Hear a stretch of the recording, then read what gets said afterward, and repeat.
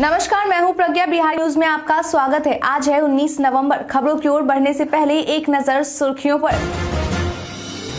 ESIC beta ने 50 रिक्तियों के लिए जारी किया वॉक इन इंटरव्यू। सोनपुर मेले में जीविका दीदी के लिट्टी चोखे के बढ़ी डिमांड। अटल बिहारी वाजपेयी की बायोपिक में पंकज त्रिपाठी निभाएंगे मुख्य किरदार। भारत के लिए 2022 में किसने बनाया सबसे ज्यादा इंटरनेशनल रन। खर्चे का हिसाब दे कॉलेज व विश्वविद्यालय, नहीं तो रुकेगा ग्रांट। अब चलिए बढ़ते हैं बिहार के अब तक की 25 बड़ी खबरों की ओर विस्तार से। ईएसआईसी बीटा ने 50 रिक्तियों के लिए जारी किया walk in interview. Employees state insurance corporation medical college and hospital Bihta Patna ने विभिन्न स्पेशलिस्ट डिसिप्लिन में सीनियर रेसिडेंट डॉक्टर के कुल मिलाकर 50 रिक्तियों पर भर्ती के लिए वॉक इन इंटरव्यू नोटिस जारी किया है। इस पद के लिए अगर शैक्षणिक योग्यता की बात की जाए तो आवेदक को रेलिवेंट डिसिप्लिन में पोस्ट ग्रेजुएट डिग्री पास होना चाहिए। इच्छुक और योग्य उम्मीदवार इस वैकेंसी नोटिस से जुड़ी हुई समस्त जरूरी जानकारी और आवेदन करने के लिए इस वीडियो के इसी पेज पर नीचे डिस्क्रिप्शन बॉक्स में दिए गए वेब लिंक पर जरूर क्लिक करें। वॉक इन इंटरव्यू की तारीख 22 नवंबर 2022 है। विस्तृत जानकारी के लिए आप ऑफिशियल वेबसाइट www.easic.nic.in पर जाकर चेक कर सकते हैं। बिहारी पहचान में आज हम बात करेंगे रामचंद्र मांझी की। रामचंद्र मांझी एक भारतीय भोजपुरी लोक नर्तक और रंगमंच कलाकार थे जो लौंडा नाच कलाकार के रूप में प्रसिद्ध थे। वह भिखारी ठाकुर की नाटक टीम के सदस्यों में से एक थे। अपने जीवन में उन्होंने सुरैया, वहीदा रहमान, मीना कुमारी, हेलन आदि जैसे कई बड़े नामों के सामने प्रदर्शन किया है। 2017 में उन्होंने संगीत नाटक अकादमी पुरस्कार जीता। हालांकि उनका सम्मान 2019 में भारत के राष्ट्रपति द्वारा किया गया। जनवरी 2021 में उन्हें भारत के चौथे सर्वोच्च नागरिक पुरस्कार पद्मश्री से सम्मानित किया गया था। इन्होंने लौंडा नाच पर नाच भिखारी नाच नाम की 72 मिनट लंबी डॉक्यूमेंट्री फिल्म में काम किया। जानकारी के लिए बता दें कि रामचंद्र मांझी बताते थे कि उन्होंने 10 साल की उम्र में ही गुरु भिखारी ठाकुर के साथ स्टेज पर पांव रख दिया था। इसके बाद वह 1971 में भिखारी ठाकुर की छाया तले ही कला का प्रदर्शन करते रहे। 97 वर्ष की आयु में 7 सितंबर 2022 को हृदय संबंधी बीमारी के कारण IGIMS पटना में उनका निधन हो गया। पटना में कहां बनेगा बुलेट ट्रेन का स्टेशन। पटना में अब बुलेट ट्रेन को लेकर काम शुरू होता दिख रहा है। बता दें कि इस बुलेट ट्रेन के लिए बिहार में 3 जगह स्टेशन बनाने का काम शुरू होना है, जिसमें पहला बक्सर है, वहीं दूसरा और तीसरा जगह पटना और गया है। वहीं अगर बात करें कि पटना में किस जगह पर बुलेट ट्रेन के स्टेशन का निर्माण करवाया जाएगा तो मिली जानकारी के अनुसार पटना के फुलवारी या फिर बीटा इलाके में एक स्टेशन का निर्माण कराया जा सकता है, लेकिन फिलहाल अभी तक इसे लेकर अंतिम फैसला नहीं लिया गया है। इसके साथ यह भी कहा जा रहा है कि अगर स्टेशन का निर्माण फुलवारी में होता है तो पटना के लोगों को करीब 15 किलोमीटर का सफर तय करना होगा। वहीं अगर बीटा में स्टेशन का निर्माण होता है तो उसके लिए पटना के लोगों को करीब 25 किलोमीटर का सफर तय करना होगा। ऐसे में भविष्य की योजनाओं को देखते हुए यह आशंका जताई जा रही है कि स्टेशन का निर्माण पटना के एम्स के आसपास भी किया जा सकता है। हालांकि अब तक इस पर अंतिम फैसला नहीं लिया गया है। सोनपुर मेले में जीविका दीदी के लिट्टी चोखे के बढ़ी डिमांड। 1 महीने तक चलने वाले सोनपुर मेले में इस बार बहुत कुछ अलग अलग चीजें लोगों को अपनी ओर आकर्षित कर रहे हैं। किसी को जीविका दीदी का लिट्टी चोखा, तो किसी को खगड़िया का पेड़ा, तो वहीं किसी को नालंदा की लहठी अपनी ओर आकर्षित कर रही है। दरअसल 2 नवंबर से शुरू हुए हरिहर क्षेत्र के सोनपुर मेले में कुल 12 जिले से आई जीविका दीदियों ने 36 स्टॉल लगा है, जहाँ अलग अलग उत्पादित सामग्री की बिक्री की जा रही है, जिसमें जीविका दीदियों के लिट्टी चोखे की डिमांड बढ़ गई है। वहीं खगड़िया से पेड़ा तथा सुपौल से खाजा की बिक्री खूब की जा रही है। नालंदा की लहठी, पूर्वी चंपारण से सिप ज्वेलरी, बांस कलाकृति तथा दरभंगा से पर्स इत्यादि की बिक्री की जा रही है। बिहार की खूबसूरती बनी प्री वेडिंग सूट के new destination. Pre wedding suit को लेकर अब बिहार की खूबसूरती भी लोगों को काफी पसंद आने लगी है। पटना शहर के विभिन्न फोटोग्राफर के अनुसार बिहार में पहले पटना ही एक लोकेशन था जहां सबसे ज्यादा प्री वेडिंग सूट होती थी, लेकिन अब बिहार के विभिन्न टूरिस्ट स्पॉट, कैमूर की पहाड़ियां, डैम और वाटरफॉल, बिहार के ऐतिहासिक स्थल पर भी फोटो शूट के लिए जा रहे हैं। बता दें कि लोगों के द्वारा सबसे ज्यादा बिहार के जिन जगहों पर शूट करवाना पसंद किया जाता है उनमें मधुबनी के राजनगर, कैमूर के Karamchat dam, Tilhar waterfall, Jagdwa waterfall के साथ बांका के केमचंदन डैम, विलासी डैम जैसे कई स्थान शामिल हैं। आपकी जानकारी के लिए बता दें कि पटना में इस तरह का प्री वेडिंग शूट करवाने के लिए 25 से 45 हजार रुपए खर्च किए जाते हैं। वहीं जब बिहार के विभिन्न जगहों पर शूट करवाई जाती है तो वहां 45 से 75 हजार रुपए खर्च करने होते हैं। बिहार कैडर के 9 आईपीएस अधिकारियों को मिली वेतनमान प्रोन्नति। गृह विभाग के द्वारा अधिसूचना जारी कर कहा गया है कि बिहार कैडर के 9 आईपीएस अधिकारियों के वेतनमान में प्रोन्नति कर 67,700 से 2,08,700 कर दी गई है। बता दें कि बिहार कैडर में जिन आईपीएस अधिकारियों के वेतन में प्रोन्नति की गई है उनमें स्वप्ना मेश्राम गौतम, सौर्य सुमन, प्रमोद कुमार यादव, सागर कुमार, वैभव शर्मा, सैयद इमरान मसूद, संदीप सिंह, श्रीमती नवजोत सिमी और अरविंद प्रताप शामिल हैं। अटल बिहारी वाजपेयी की बायोपिक में पंकज त्रिपाठी निभाएंगे मुख्य किरदार। राजनीति और राजनेताओं से प्रेरित होकर एक फिल्म आ रही है जिसका शीर्षक मैं रहूं या न रहूं, यह देश रहना चाहिए अटल है। बता दें कि यह फिल्म पूर्व प्रधानमंत्री अटल बिहारी वाजपेयी के जीवन पर आधारित होगी। इस फिल्म में इनका किरदार अभिनेता पंकज त्रिपाठी के द्वारा निभाया जाएगा। जानकारी के लिए बता दें कि यह फिल्म उत्कर्ष नैथानी के द्वारा लिखी गई है, जबकि इसका निर्देशन रवि यादव के द्वारा किया गया है। यह 3 बार राष्ट्रीय पुरस्कार जीत चुके हैं। हालांकि इस फिल्म में अटल बिहारी वाजपेयी की निजी और राजनीतिक सफर को दिखाया जाएगा। इस फिल्म को लेकर पंकज त्रिपाठी के द्वारा ट्वीट कर कहा गया है कि भारत जमीन का टुकड़ा नहीं जीता जाता, राष्ट्र पुरुष है। ये पंक्तियां लिखने वाले महान नेता श्री अटल बिहारी वाजपेयी जी की भूमिका मुझे बड़े पर्दे पर साकार करने का अवसर मिल रहा है, ये मैं अपना सौभाग्य मानता हूं। राजगीर में गंगा जल योजना का सीएम 27 नवंबर को करेंगे उद्घाटन। बिहार के मुख्यमंत्री नीतीश कुमार 27 नवंबर को पटना से गंगा जल को राजगीर में उद्घाटन करेंगे। वहीं राजगीर के बाद 28 नवंबर को मुख्यमंत्री के द्वारा गया और बोधगया में इसका उद्घाटन किया जाएगा। जानकारी के लिए बता दें कि जल संसाधन मंत्री के द्वारा दी गई जानकारी के अनुसार 2019 दिसंबर को कैबिनेट की बैठक में गंगा जल योजना पर मुहर लगाई गई थी और अब 3 साल से भी कम समय में इसका उद्घाटन किया जा रहा है। इसका पानी नवादा जिले से में भी पहुंचाया जाएगा। उन्होंने आगे बताया कि बाढ़ के दौरान गंगा के पानी को स्टोरेज कर गर्मी के मौसम में उन इलाकों में पानी पहुंचाया जाएगा जहां जल स्तर काफी नीचे चला जाता है और पानी टैंकर से पहुंचना पड़ता है। वैसे क्षेत्र के लोगों को इसके जरिए सालों भर पानी मिल सकेगा। खर्चे का हिसाब दे कॉलेज व विश्वविद्यालय, नहीं तो रुकेगा ग्रांट। शिक्षा विभाग के द्वारा बिहार के उन कॉलेजों और विश्वविद्यालयों के लिए नई शर्तें लागू की गई है जो 4 शैक्षणिक सत्रों के अनुदान लेने के बाद भी उपयोगिता प्रमाण पत्र नहीं देते हैं। सरकार के द्वारा लागू किए गए शर्त के अनुसार जो कॉलेज और विश्वविद्यालय सही समय से हिसाब नहीं देंगे उन्हें काली सूची में डालते हुए उनके अनुदान पर रोक लगा दिया जाएगा। बता दें कि शिक्षा सचिव के द्वारा सभी कॉलेज और विश्वविद्यालय के कुल सचिवों को 30 नवंबर तक का समय देते हुए आगाह कर यह आदेश दिया गया है कि पहले वे सभी 486 करोड़ 27 लाख रुपए का हिसाब दे, उसके बाद ही उनके अनुदान की राशि जारी की जाएगी। बताते चले कि कॉलेजों के द्वारा 2009 से 2015 तक अनुदान की उपयोगिता का प्रमाण पत्र नहीं दिया गया है, जिसके बाद संबंधित डिग्री कॉलेजों को 4 स्नातक शैक्षणिक सत्रों के रिजल्ट आधारित अनुदान के लिए 684 करोड़ रुपए की राशि उपलब्ध है, जिसे रोक रखा गया है। फरार चल रहे आईपीएस आदित्य के मामले की सुनवाई 25 नवंबर को। बिहार के डीजीपीएस के सिंघल को पटना हाई कोर्ट के मुख्य न्यायाधीश के नाम पर फर्जी कॉल कर पैरवी करने के मामले में पूर्व आईपीएस अधिकारी आदित्य कुमार के एंटीसिपेटरी बेल पर सुनवाई करते हुए पटना सिविल कोर्ट ने आर्थिक अपराध इकाई से केस डायरी तलब किया था और इसकी तारीख बीते दिन 18 नवंबर को तय की गई थी, लेकिन बीते दिन कोर्ट को केस डायरी उपलब्ध नहीं कराई गई और न ही पुलिस 1 महीने से फरार चल रहे आईपीएस को गिरफ्तार कर पाई है। अब इस मामले में अगली सुनवाई 25 नवंबर को होगी। कोर्ट को डायरी मिलने के बाद ही कार्रवाई आगे बढ़ेगी। बीपीएससी 68वीं से करीब 300 नियुक्तियां। बिहार लोक सेवा आयोग के द्वारा बीपीएससी 68वीं में 300 पदों पर नियुक्ति होने जा रही है। बता दें कि इनमें डीएसपी, कमर्शियल टैक्स पदाधिकारी समेत कई पदों पर रिक्तियां शामिल हैं। इन पदों के लिए उम्मीदवार बीपीएससी के आधिकारिक वेबसाइट https://www.bpsc.bih.in पर जाकर आवेदन कर सकेंगे। मेरी जानकारी के अनुसार 281 पदों पर नियुक्ति के लिए विज्ञापन जारी किया जाएगा। वहीं उम्मीद यह भी की जा रही है कि अभ्यर्थी शनिवार से यानी कि आज से आवेदन कर सकते हैं। वहीं इसकी प्रारंभिक परीक्षा 12 फरवरी 2023 को आयोजित की जाएगी। आज बैंकिंग सेवाएं हो सकती है प्रभावित। All India bank employees association के द्वारा अपनी मांगों के समर्थन में आज यानी 19 नवंबर 2022 को हड़ताल कर आह्वान किया जाना है। माना जा रहा है कि हड़ताल का असर चेक क्लियरिंग से लेकर एटीएम पर कैश की किल्लत तक देखा जा सकता है। वहीं हड़ताल के एक दिन बाद यानी रविवार को भी बैंक बंद रहेंगे, जिस वजह से लोगों को कैश की कमी का सामना करना पड़ सकता है। मिली जानकारी के अनुसार बैंक में लोगों की छटनी की जा रही है। जॉब सिक्योरिटी पर सवाल खड़े हो रहे हैं। यही वजह है कि AIBEA के द्वारा हड़ताल किया जा रहा है। SBI के द्वारा दी गई जानकारी के अनुसार हड़ताल वाले दिन जरूरी कामकाज को सामान्य बनाए रखने के लिए जरूरी कदम उठाए गए हैं, लेकिन फिर भी हड़ताल की वजह से बैंकों के कुछ कामकाज प्रभावित हो सकते हैं।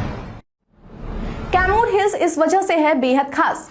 कैमूर हिल्स लगभग 483 किलोमीटर लंबी विंध्य पहाड़ियों का पूर्वी भाग है, जो कि मध्य प्रदेश के जबलपुर जिले में कटंगी से बिहार के सासाराम जिले के आसपास तक फैला हुआ है। यह पहाड़ियां मुख्य रूप से पुरानी आग्नेय से मिलकर बनती है, जो यहाँ उनके शानदार रूपों और सुंदर आकारों में देखी जाती है। यहाँ पर बहने वाली नदियां दुर्गम और अनोखे जलप्रपात का निर्माण करती है। मानसून के समय इन जलप्रपातों की अलौकिक खूबसूरती और दुर्गम घाटियों के विहंगम दृश्य यहाँ के वातावरण को सुकून और रोमांच से भर देते हैं। इन पहाड़ियों पर पाए जाने वाले पौराणिक अवशेष, संरक्षित किले, हिंदू देवी देवताओं के पौराणिक और रहस्यमय मंदिर इस घाटी की लोकप्रियता को और भी खूबसूरत बनाते हैं। प्रकृति प्रेमियों के लिए यह जगह स्वर्ग से कम नहीं है। यह स्थान पर्यटकों को उन्हें प्रकृति के करीब होने का एहसास कराता है। कैमूर घाटी की जैव विविधता, तरह तरह के पंछी, अनेकों जंगली जानवर, मूल्यवान आयुर्वेदिक औषधियां, रहस्यमय मंदिर, दुर्गम किले, प्राकृतिक जलप्रपात पर्यटकों के सफर को उत्साहित, अनूठा और रोमांचित बनाता है। बिहार में आज क्या रहेगा मौसम का हाल?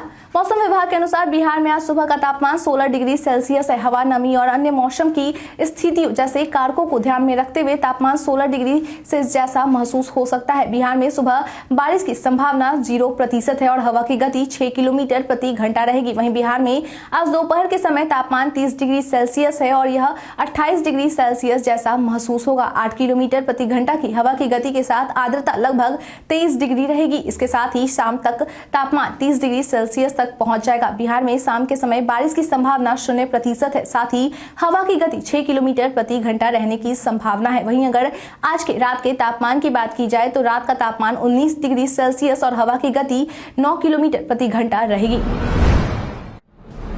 तेजस्वी यादव बेतिया में बिताएंगे 2 दिन। बीते दिन शुक्रवार को बिहार के उप मुख्यमंत्री तेजस्वी यादव वाल्मीकि नगर के लिए रवाना हुए, जहां वे 2 दिनों के लिए रहेंगे। इस दौरान वे कई कार्यक्रमों में शामिल होंगे। बता दें कि तेजस्वी यादव का यह दौरा काफी अहम माना जा रहा है। वहीं यह भी कहा जा रहा है कि वे अशोक स्तंभ के समीप प्रस्तावित पुल के निर्माण पर अधिकारियों से महत्वपूर्ण चर्चा के उपरांत इस इलाके को बड़ी सौगात दे सकते हैं। बता दें कि वाल्मीकि नगर बिहार के पर्यटन स्थलों में से एक है, जिस वजह से यहाँ पर्यटन सुविधाओं को विकसित करने के कई काम किए जा रहे हैं। वहीं अब तेजस्वी यादव के दौरे से यह अनुमान लगाया जा रहा है कि यहां और भी सुविधाओं को विकसित किया जाएगा। जानकारी के लिए बता दें कि यह पहला मौका है जब तेजस्वी यादव उप मुख्यमंत्री के रूप में यहां आए हैं। इसके साथ ही मीडिया से बातचीत करने के दौरान उन्होंने कहा है कि यहां पर्यटन को बढ़ाने के लिए हर संभव प्रयास किया जाएगा। यहां अमवामन में और इंफ्रास्ट्रक्चर को बढ़ाया जाएगा। Senior national kho kho championship के लिए बिहार की टीम महाराष्ट्र के लिए रवाना। श्री तुलजा भवानी जिला स्पोर्ट्स कॉम्प्लेक्स उस्मानाबाद महाराष्ट्र में आयोजित 55वीं सीनियर नेशनल पुरुष एवं महिला खो खो चैंपियनशिप 2022-23 में भाग लेने के लिए बिहार की 35 सदस्यीय टीम रवाना हो गई है। यह जानकारी खो खो एसोसिएशन ऑफ बिहार के महासचिव नीरज कुमार पप्पू ने दी है। उन्होंने कहा कि खिलाड़ियों से बेहतर प्रदर्शन की उम्मीद है। आपको बताते चले कि यह चैंपियनशिप आगामी 20 नवंबर से 24 नवंबर 2022 तक महाराष्ट्र में खेला जाना है। महिला वर्ग में मोनिका शाह की कप्तानी में खिलाड़ी प्रदर्शन करेंगे। वहीं पुरुष वर्ग के खिलाड़ियों की कप्तानी की जिम्मेदारी अश्वनी रंजन के कंधे पर होगी। डिजी लॉकर से आयुष्मान भारत डिजिटल मिशन को करे लिंक और पाए यह सुविधा। आयुष्मान भारत डिजिटल मिशन के भारत में करोड़ों लाभार्थी हैं। ऐसे में आयुष्मान भारत डिजिटल मिशन के लाभार्थी अगर अपने खाते को डिजी लॉकर से लिंक कर देते हैं तो उन्हें और भी कई तरह की सुविधाएं मिलती हैं। ऐसे में ABDM अकाउंट होल्डर्स अगर अपने खाते को अगर डिजी लॉकर से लिंक कर देते हैं तो उन्हें कई तरह की दूसरी सुविधाएं मिलती हैं। इसमें दूसरे अस्पताल और लैब के बारे में जानकारी प्राप्त करना, जिससे आपका काम आसानी से निपट सकता है। इसके साथ ही आप पुराने हेल्थ रिकॉर्ड की जांच भी इस ऐप के जरिए कर सकते हैं। अगर आप किसी हॉस्पिटल में डॉक्टर से दिखाने गए हैं तो आपके साथ में फाइल्स कैरी करने की जरूरत नहीं है। केवल इस ऐप के जरिए आप अपने ABDM प्रोफाइल को रजिस्टर्ड हेल्थ केयर प्रोफेशनल के साथ शेयर कर सकते हैं। इस ऐप के जरिए सरकार एक पेपरलेस सिस्टम को तैयार करना चाहती है। जगदानंद सिंह को लेकर जदयू का बड़ा बयान। जगदानंद सिंह के प्रदेश अध्यक्ष पद से हटने और अब्दुल बारी सिद्दीकी का प्रदेश अध्यक्ष बनने को लेकर सियासी हलचल तेज है। हालांकि अब्दुल बारी सिद्दीकी ने ऐसी किसी भी तरह की अटकलों को सिरे से खारिज कर दिया है। वहीं अब इस पर जदयू का भी बयान सामने आया है। इस मामले पर जेडीयू संसदीय दल के राष्ट्रीय अध्यक्ष उपेंद्र कुशवाहा ने कहा कि जगदानंद सिंह अध्यक्ष रहेंगे या नहीं यह आरजेडी का मामला है, लेकिन प्रदेश अध्यक्ष कोई भी रहे इसका गठबंधन पर कोई असर नहीं पड़ेगा। उपेंद्र कुशवाहा ने कहा कि जगदानंद सिंह के बेटे मंत्री सुधाकर सिंह का जिस तरह से सरकार के खिलाफ बयान आ रहा था, उस पर आरजेडी ने कार्रवाई की। जगदानंद सिंह काफी पुराने नेता हैं, कई बार उनकी बातें समझ में नहीं आती है। उन्होंने कहा कि जेडीयू को उनकी बातों को समझने की कोई जरूरत भी नहीं है, ये उनकी पार्टी का मामला है और पार्टी ही इस पर निर्णय लेगी। खुद को प्रदेश अध्यक्ष बनाए जाने के कयासों को सिद्दीकी ने किया खारिज। बिहार के सियासी गलियारे में राजद के अंदर सब कुछ ठीक नहीं होने के चर्चे ने जोर पकड़ लिया है और एक और जहां कहा जा रहा है कि जगदानंद सिंह का प्रदेश अध्यक्ष पद पर बने रहना 1-2 दिन की बात है। लालू तेजस्वी ने यह फैसला ले लिया है कि जगदानंद सिंह को हटाकर अब्दुल बारी सिद्दीकी को इस पद पर लाया जाएगा। इस पर बिहार विधानसभा के नेता प्रतिपक्ष विजय कुमार सिन्हा ने कहा है कि जगदानंद सिंह के साथ जिस तरह का व्यवहार किया जा रहा है वह राजद के लिए कोई नई बात नहीं है, वह इससे पहले भी ऐसा कर चुके हैं। वही अब्दुल बारी सिद्दीकी ने खुद को प्रदेश अध्यक्ष बनाए जाने के कयासों को खारिज कर दिया है। अब्दुल बारी सिद्दीकी ने लाइव सिटी से खास बातचीत में कहा है कि जगदा बाबू अभी आरजेडी के प्रदेश अध्यक्ष हैं और मेरा मानना है कि आगे भी रहेंगे। कुडनी विस उपचुनाव में बीजेपी को मिला बीजेपीपी का साथ। कुडनी विधानसभा उपचुनाव में भाजपा को भारतीय जन परिवार पार्टी का साथ मिला है। 5 दिसंबर को होने वाले कुडनी विधानसभा उपचुनाव के पहले पृथ्वी कुमार माली की भारतीय जन परिवार पार्टी ने अपने पत्ते खोल दिए हैं। पृथ्वी कुमार ने यह जानकारी प्रेस कॉन्फ्रेंस जारी कर दी है। IMA हॉल में आयोजित प्रेस वार्ता को संबोधित करते हुए पृथ्वी कुमार माली ने कहा कि माली समाज का हित भाजपा में सुरक्षित है। इस कारण पार्टी और समाज के लोगों ने निर्णय लिया है कि कुडनी उपचुनाव में अति पिछड़ा समाज से आने वाले भाजपा उम्मीदवार को माली समाज का एक कार्यकर्ता अपना मत का सदुपयोग करेगा और भाजपा उम्मीदवार केदार प्रसाद गुप्ता का समर्थन देगा। तेजस्वी यादव का दावा, CBI, ED और इनकम टैक्स के छापे होंगे बंद। बिहार में CBI, ED और इनकम टैक्स के छापे को लेकर तेजस्वी यादव के द्वारा यह दावा कर दिया गया है कि जल्द ही ये सभी कार्रवाइयां बंद हो जाएंगी। तेजस्वी प्रसाद ने कहा है कि CBI, ED और इनकम टैक्स के जरिए विपक्ष के नेताओं और उनके निकट के लोगों को निशाना बनाया जा रहा है, लेकिन यह कहानी ज्यादा दिन चलने वाली नहीं है। उन्होंने कहा कि इसका कोई फायदा बीजेपी को नहीं होगा और जल्द ही यह सिलसिला भी बंद हो जाएगा। अब इसका लाभ भाजपा को नहीं मिलने वाला है। 2024 में भाजपा को केंद्र की सत्ता से जाना ही होगा और इसी के साथ CBI, ED और इनकम टैक्स के द्वारा की जा रही सभी छापेमारी बंद हो जाएगी। भारत के लिए 2022 में किसने बनाए सबसे ज्यादा इंटरनेशनल रन? साल 2022 में टीम इंडिया के खिलाफ इंटरनेशनल क्रिकेट में सबसे ज्यादा रन बनाने वाले बल्लेबाजों की सूची में सूर्य कुमार यादव का नाम पहले नंबर पर है। बता दें कि सूर्य कुमार यादव के द्वारा इस साल 10 वनडे मैच खेले गए हैं, जिसमें उन्होंने 38 पारियों में 1256 रन बनाए हैं। इसमें से उन्होंने 29 T20 मैचों की 29 पारियों में 1040 रन बनाए हैं, जिसमें 1 शतक और 9 अर्धशतक भी शामिल है। इसमें सबसे कमाल की बात यह है कि सूर्य कुमार यादव भारत के लिए टेस्ट प्रारूप में नहीं खेलते हैं, बल्कि वे सिर्फ वनडे और T20 प्रारूप में ही भारत की ओर से खेलते हैं। वहीं इस सूची में दूसरे स्थान पर ऋषभ पंत है, जिन्होंने 36 पारियों में 1190 रन बनाए हैं। इस सूची में तीसरे नंबर और चौथे नंबर पर विराट कोहली और श्रेयस अय्यर हैं, जिसमें से विराट कोहली ने 35 पारियों में 1167 रन बनाए हैं और श्रेयस अय्यर ने 30 पारियों में 1156 रन बनाए हैं। वहीं अगर रोहित शर्मा की बात की जाए तो इन्होंने 38 पारी खेलकर 916 रन बनाए हैं। भारत के इतिहास में आज की तारीख कई कारणों से है दर्ज। 9वें एशियाई खेल 1982 में दिल्ली में शुरू हुई। पर्यावरण संरक्षण अधिनियम 1986 में लागू हुआ। भारत की ऐश्वर्या राय 1994 में मिस वर्ल्ड चुनी गई। कर्णम मलेश्वरी ने 1995 में भारोत्तोलन में विश्व कीर्तिमान बनाया। भारत ने 2006 में परमाणु ऊर्जा और यूरेनियम सप्लाई के लिए ऑस्ट्रेलिया का समर्थन मांगा। संयुक्त राष्ट्र का अंतर्राष्ट्रीय परमाणु ऊर्जा एजेंसी के प्रमुख मोहम्मद अलबरेदई को वर्ष 2008 के इंदिरा गांधी राष्ट्रीय अवार्ड देने की घोषणा की गई। 1857 के प्रथम भारतीय स्वतंत्रता संग्राम की वीरांगना रानी लक्ष्मीबाई का जन्म 1828 में हुआ। एक प्रसिद्ध धार्मिक व सामाजिक सुधारक जो ब्रह्म समाज के संस्थापकों में से एक केसर चंद्र सेन का जन्म 1838 में हुआ। भारत की चौथी प्रधानमंत्री इंदिरा गांधी का जन्म 1917 में हुआ। हिंदी और भोजपुरी भाषा के प्रसिद्ध साहित्यकार विवेकी राय का जन्म 1924 में हुआ। विश्व प्रसिद्ध पहलवान और हिंदी फिल्मों के अभिनेता दारा सिंह का जन्म 1928 में हुआ। हिंदी फिल्मों की प्रसिद्ध अभिनेत्री जिनत अमान का जन्म 1951 में हुआ। भारत की प्रथम मिस यूनिवर्स और प्रसिद्ध अभिनेत्री का सुष्मिता सेन का जन्म 1975 में हुआ। प्रसिद्ध उपन्यासकार वाचस्पति पाठक का निधन 1980 में हुआ। समाज सुधारक एवं सर्वोदय आश्रम टंडियावा के संस्थापक रमेश भाई का निधन 2008 में हुआ।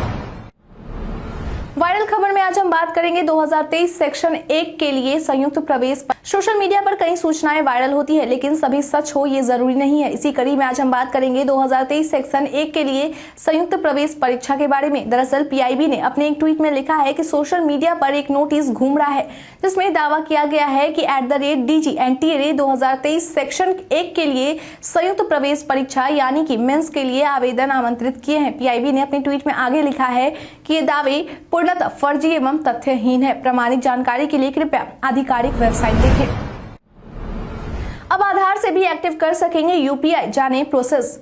फिनटेक प्लेटफॉर्म फोनपे ने ग्राहकों को नई सुविधा दी है, जिसके बाद अब ग्राहक अपने आधार कार्ड से भी फोनपे एक्टिव कर सकते हैं। बता दें कि आधार बेस्ड यूपीआई ऑनबोर्डिंग सर्विसेज को शुरू करने वाला पहला UPI third party application provider app है। इसके लिए आपको सबसे पहले गूगल प्ले स्टोर या ऐप स्टोर से फोनपे डाउनलोड करें। उसके बाद ऐप में प्रोफाइल पेज खोले और पेमेंट इंस्ट्रूमेंट्स टैब पर जाए और ऐड बैंक अकाउंट ऑप्शन चुने। इसके बाद बैंकों का चयन करें और लिंक्ड मोबाइल पर आया ओटीपी दर्ज करें। अब फोनपे आपके अकाउंट की डिटेल्स लेगा और यूपीआई से लिंक करेगा। अब आपको डेबिट कार्ड और आधार कार्ड चुनने का ऑप्शन दिया जाएगा, जहां अगर आप आधार कार्ड से यूपीआई को एक्टिव करना चाहते हैं तो आधार कार्ड का चयन करें और अपने आधार नंबर का अंतिम 6 अंक टाइप करें। ऐसा करने के बाद आपके रजिस्टर्ड मोबाइल नंबर पर ओटीपी आएगा, जिसे आप दर्ज कर दें और फिर अपना यूपीआई पिन सेट कर ले।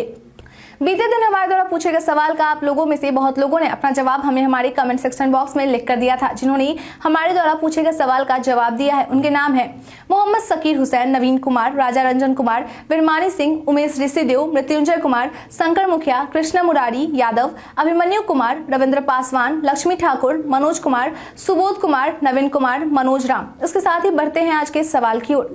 आज का सवाल है, आपके अनुसार बिहार के वो कौन एक्टर हैं जिन्होंने बिहार का नाम रोशन किया है? आप अपना जवाब हमें हमारे कमेंट सेक्शन में लिखकर जरूर बताएं। आज के लिए इतना ही। बिहार की तमाम खबरों के साथ बने रहने के लिए देखते रहे बिहार न्यूज। और साथ ही अगर आप यूट्यूब से देख रहे हैं तो चैनल को सब्सक्राइब करना और अगर आप फेसबुक से देख रहे हैं तो पेज को लाइक करना ना भूलें। धन्यवाद।